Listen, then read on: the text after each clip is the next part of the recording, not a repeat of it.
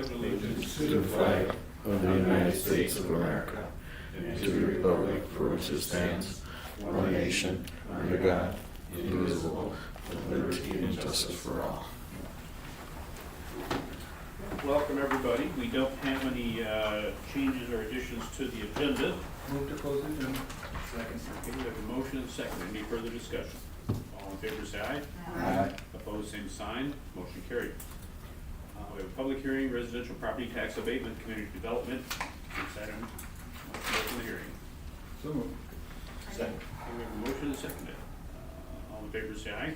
Aye. Opposed, same sign. Hearing's open. Thank you, Mayor. Exhibit 1A is a copy of the City of Worthington Residential Property Tax Abatement Program application submitted by Marco Ramos. The applicant is seeking approval of tax abatement for the construction of a new single-family home on Cicely Street on Lot 9, Block 2. That would be on the north side of the road. Staff has reviewed the application and concluded it meets all the parameters of the program guidelines. Therefore, staff is recommending approval of the application. After the conclusion of this public hearing, should council concur with staff's recommendation, may do so by adopting the resolution in Exhibit 1B after the completion of the public hearing. Council action is requested. Any testimonies?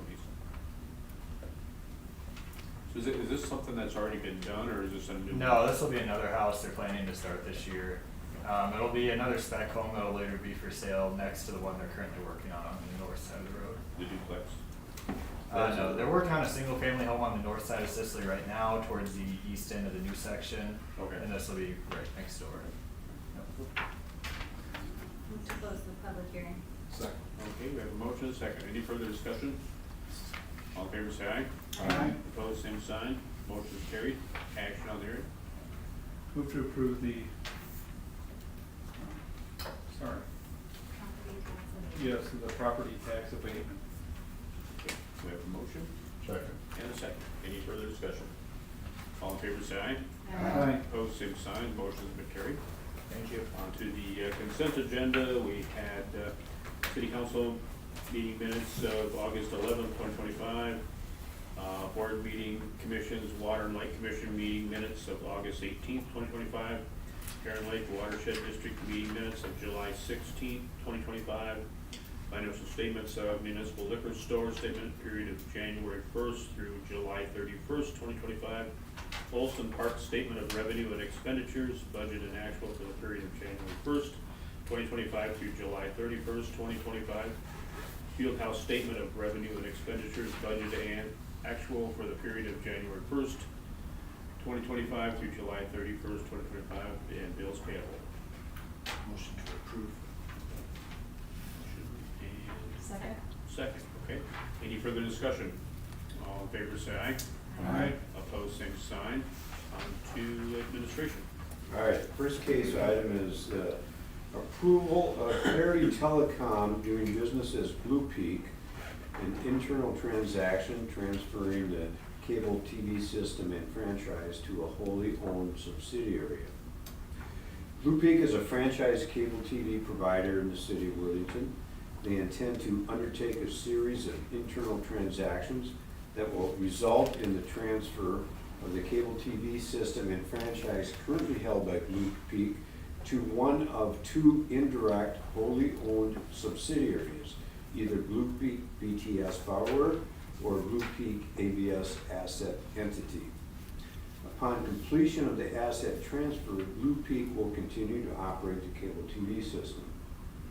Blue Peak notes that the transfer is being conducted as a corporate restructuring to enable additional financing to continue fiber deployment and serve customers.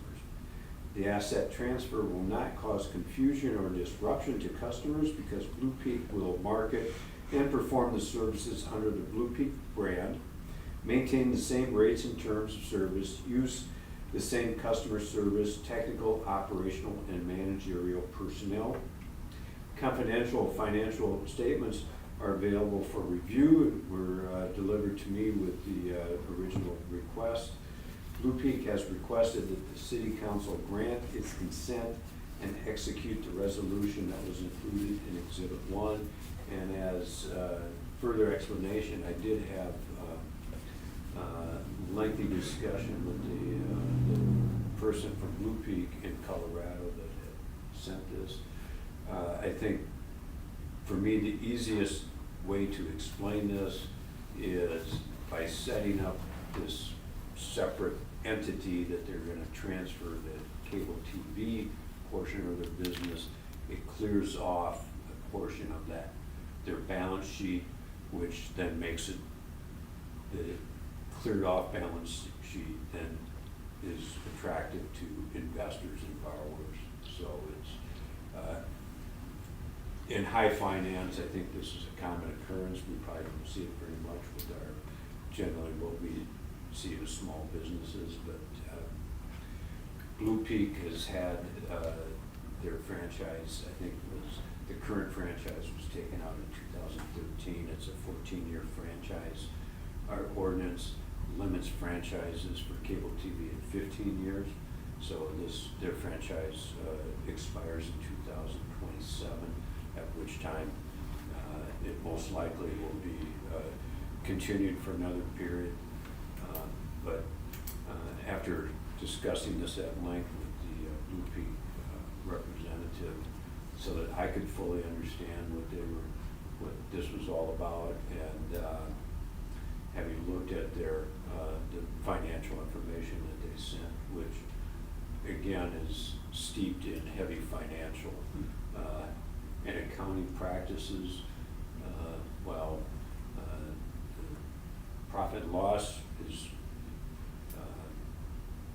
isn't anything real exciting. They have huge amounts of depreciation which counteract profits that they would have in there. So it's there's not a situation where we're concerned about their solvency or continued operations. It's a restructuring with their intent that they will be investing further in Worthington and moving forward with fiber network throughout their system. If anyone has any questions, I will try and answer them. Did they put a timeline on the fiber? No, there was not a schedule, but I mean, we're hearing rumors from other internet providers that are looking at fiber. And I think once one entity begins installing fiber throughout the city, the others will be either following suit or may face losing significant business with their internet. And we do have 2 cable TV providers. I think if we just had one and we're relying on one cable TV company, we would certainly delve into their financial situation and solvency much deeper than we felt was needed to at this point. But this is what was requested, and from the background and research I was able to do, it's my recommendation that council move forward and approve the transfer. Mike? So to enable additional financing to continue fiber deployment, how much of the city do we have that is served by fiber? Is there I think half or none. quarter? Just From Blue Peak? I don't think they serve. no. Well, from either one. Specific, or Mediacom, specific businesses, but no residential. Residential. There's no. Okay. And that's where we see it going. That I think what we're hearing from one of the internet providers is that they are planning to put fiber throughout the city for all customers, residential and business. Has our service been working? Blue Peak, I can only really talk personally. We have Blue Peak as our provider, and other than when they did some upgrades here a month or so ago, and we had some glitches in ours that they had to come in and fix once they, Had to restart your router. That's what. We had splitters throughout the entire house, and I guess when we upgraded, they don't work with splitters, so, and we didn't need splitters anymore because it's all internet. So once they eliminated all the splitters, it has worked just fine. Amy, did you have something? I had a question, like, when, as our city grows, how do these services get to the new residences? Because right now, I've been told that there's, on Cherrywood Lane, they can't get internet on the south side of the cul-de-sac. Yeah, and this is, Or Blue Peak or Mediacom or Frontier. yeah, and it's somewhat of a challenging situation because we've had probably 3 new residential subdivisions, and the internet or cable providers are reluctant to go in and serve them when they don't know if they're gonna have any customers that actually sign up. And I think that is maybe the situation at Cherrywood, and I think when Woodland Court was developed, I think they had that problem there. We have a continual challenge with them working in our right-of-way. I think with Woodland Court, we asked all of the providers to go in at the same time so that they would be bunched together in one trench, and didn't have great success in getting them to do that. They're gonna reach a point where we're not gonna have access to the right-of-way because it's full. And if they wanna serve an area, their only option is gonna be to acquire private right-of-way to people's yards. So then if several residents have that issue, they should call the cable provider Yeah. themselves and Yes, say, we have 4 households here that would sign up. and we can't force them to go in. Right, I mean, we strongly encourage them, okay. yeah, it has come up on 2 or 3 occasions in the recent past. Okay. Anybody else have any? We need to entertain a motion. Move to adopt the resolution concerning the transfer control of franchise. Second. Okay, we have a first and second. Any further discussion? All in favor, say aye. Aye. Opposed, same sign. Motion's carried. Next is nominating committee appointments. Nominating committee met on August 21st, making the following recommendations for the Housing and Redevelopment Authority to appoint Sherry Mangill to fill the unexpired term of Bridget Huber that was expires October 31st of this year. Motion to approve the reappointment. Second. Okay, we have a motion and seconded. Any further discussion? Is Yep. she only gonna be on for 2 months then? This, and maybe Councilman Cooley can address this, the HRA has one board position for a resident within the HRA. And this is, the previous member moved, so was no longer eligible. And I imagine the idea is that this person will be reappointed for the full term when it comes. Yeah, she's a, She'll fill the unexpired term and then she'll be Eligible asked to be appointed. to be appointed to a first term, yeah. Okay, if we have a motion and second. Any further discussion? All in favor, say aye. Aye. Opposed, same sign. Motion's carried.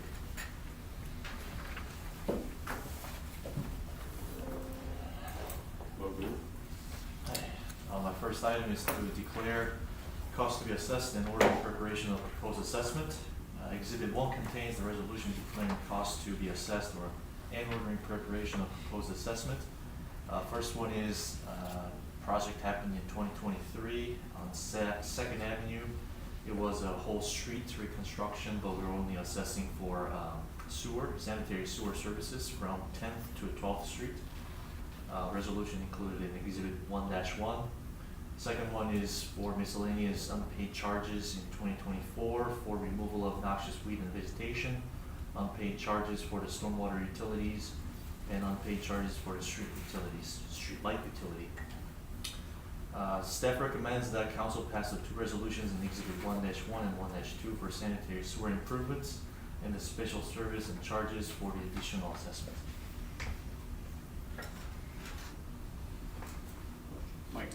Is this kinda on the light side when we assess for these charges? I mean, it's not as, doesn't seem like very much.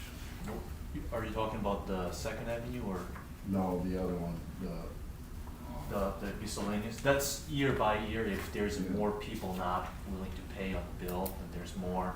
If people were more taking care of their properties, there's less charges. Yeah. It really depends on year by year. okay. It's not like we're forcing them anything. It's some people forget to pay the bills and it just goes on to the assessment. That's what happens. Okay. Well, I think the last 2 years we've had such light snowfall, we've probably had fewer assessments for people that didn't clear their sidewalk. And I thought the same thing, that it was a relatively small number of people that were resident, or properties that were being assessed. That's a good thing. Yes. Yes. I'd make a motion to pass the two resolutions. Do you want them all in one or separate? You can do one. Exhibit 1-1 and 1-2. Second? Okay, we have a motion and a second. Any further discussion? All in favor say aye. Aye. Opposed, same sign. Motion's carried. And second item is to call for hearing on proposed assessments. Exhibit 2 contains a resolution calling for hearing on proposed assessment for each of the following. Two same assessments, one for sanitary sewer for Second Avenue project from 10th to 12th Street, included in Exhibit 2-1. Second one is for 2024 miscellaneous unpaid charges. For removal of noxious weed and vegetation, unpaid charges for stormwater utility, unpaid charges for streetlight utility, included in Exhibit 2-2. Staff recommends that council pass the two resolutions in Exhibit 2-1 and Exhibit 2-2 for the improvements and the special service charge for an additional assessment. The resolutions call for hearings to be held at 5:30 p.m. on September 8, 2025 at the council meeting.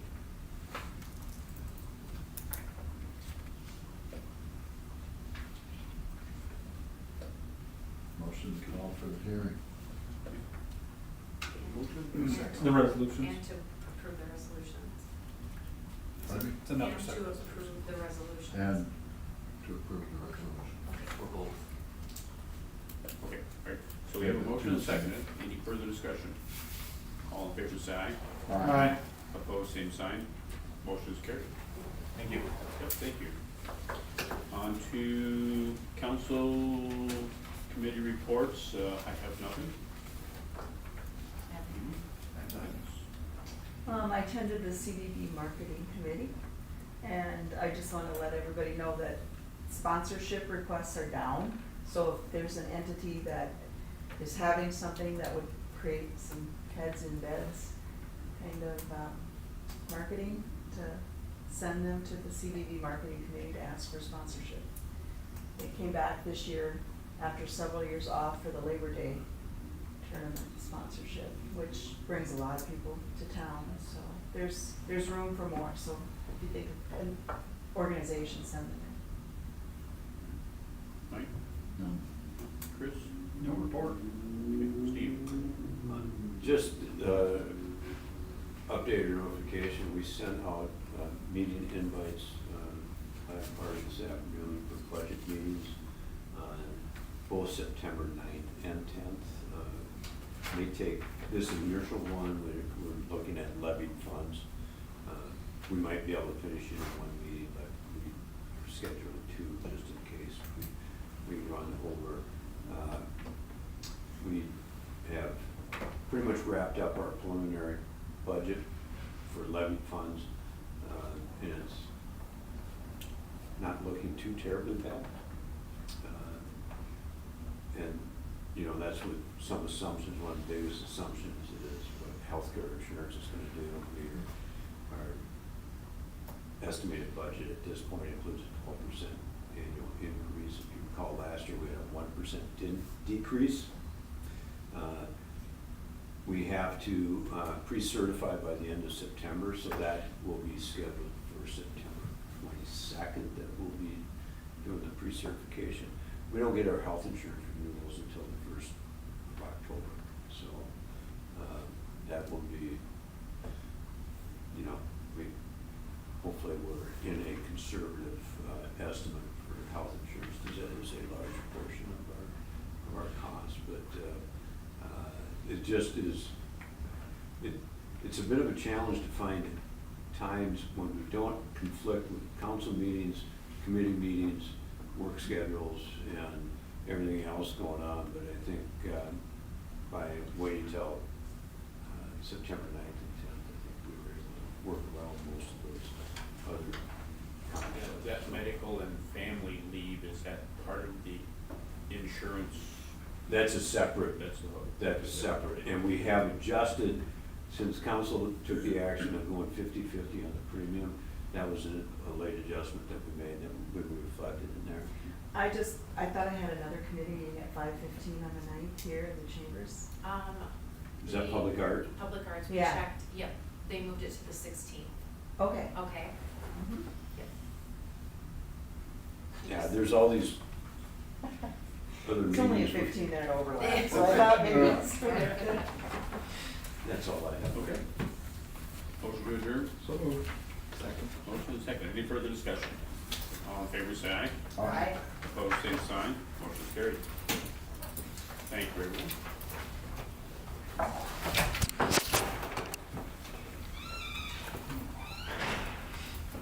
If I had gotten through my blue binder, I'd have seen that we had 3